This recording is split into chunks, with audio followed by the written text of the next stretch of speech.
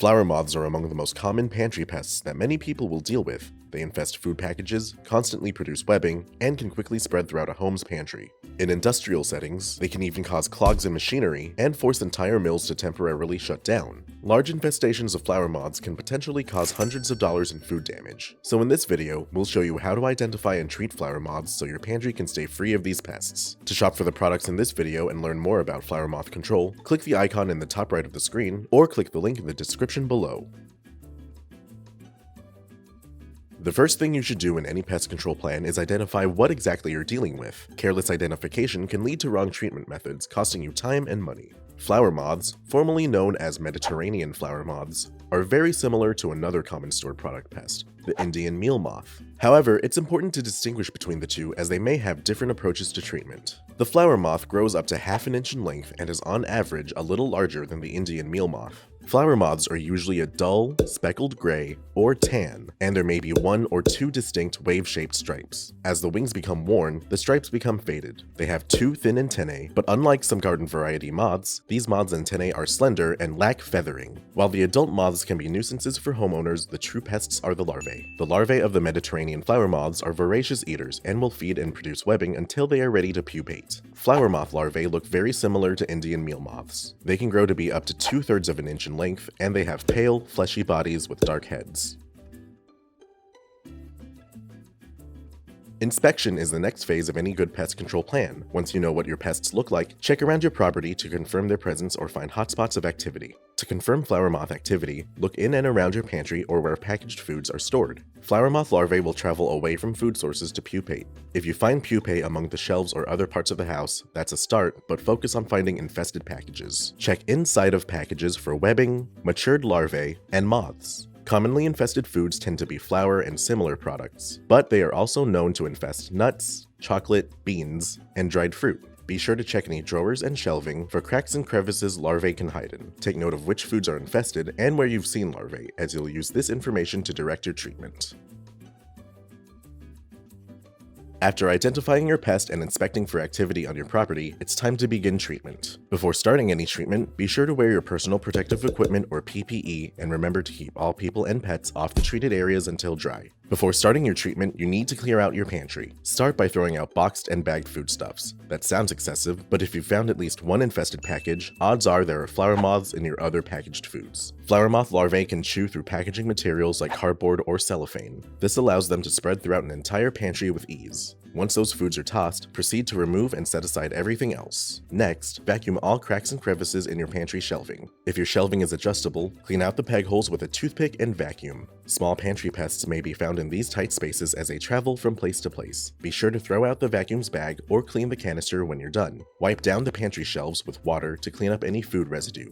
Do not use any strong cleaners or bleach, as these will keep pests away from the pesticides you'll soon apply. Once you've cleared and cleaned your pantry, you'll need to use insecticides labeled to treat flour moths, like Pyrid and Novacide. Then use traps like Pest pantry moth and beetle traps to catch and monitor for straggling moths and larvae. Pyrid is an insecticide aerosol that's often used as a flushing agent, and it's great to treat tight cracks and crevices where flour moths or other pests may be hiding for a quick kill. This product is made with pyrethrins, a botanical insecticide, so it's safe to use in food storage areas, though you should still clear out your pantry and keep people and pets away from the area until the vapors have dispersed. Pyrid is also labeled to treat many pests around the home, like cockroaches, spiders, wasps, bed bugs, and more, so it's a great tool to have on hand. To use Pyrid as a crack and crevice treatment, just remove the white applicator, attach the provided red applicator, and make sure the straw is firmly affixed in the spout. Shake the can and spray along the lengths of any cracks and crevices in your pantry where flour moths or their larvae could be hiding. When treating cracks and crevices, you just want to spray in quick bursts, usually about 1 second of spray per foot.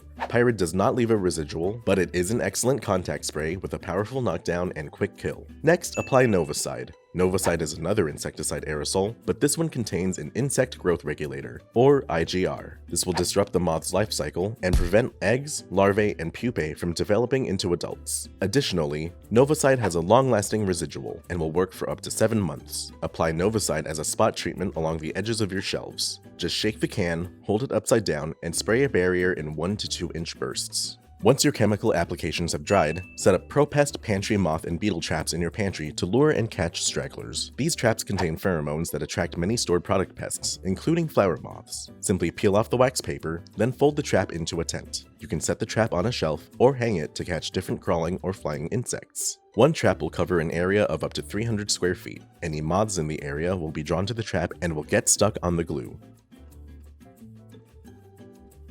Prevention is essential to keeping pests in check. After you've applied pesticides, the best way to stop pest activity is to make sure it can't happen. Employ these tips to prevent infestations in the future. If you can, buy only about a week or two's worth of food at a time. Try not to overstock your pantry shelves because the longer something sits there, the more susceptible it becomes to infestation. When buying dry foods at the grocery store, take a look at the packaging. If you can see the product, try to look for any flower moths, larvae, or other pests. If you see any holes, rips, tears, or other openings, that's an obvious indicator to pass that item up. When storing food, it is best to keep it in tight-fitting or sealed containers. Put cereals, grains, and flour in containers that can be tightly air-sealed. This is especially true for dry pet food. Pet food and birdseed are often overlooked and extremely conducive for pantry pests, so it's important to store your pet food in a sealed container.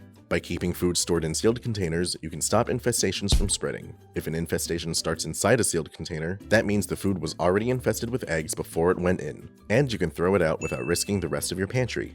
Finally, keep up with regular pesticide applications to ensure protection throughout the year. With Novacide 7-month residual, we recommend you apply twice a year for preventative applications and be sure to check traps regularly, replacing them every 3 months. Flower moths are small yet destructive pantry pests that can cost us hundreds in food damage, but there are ways to control an infestation that's gone out of hand. With these professional products and tips from Solutions Pest and Lawn, you can stop flower moths from infesting your home, and we offer same-day shipping to help you get control quickly. Visit our website to get your products today. If you like this how-to guide, please share. And if you're new to our channel, subscribe for more how-to and product videos. And contact us for more tips, tricks, and DIY pest solutions.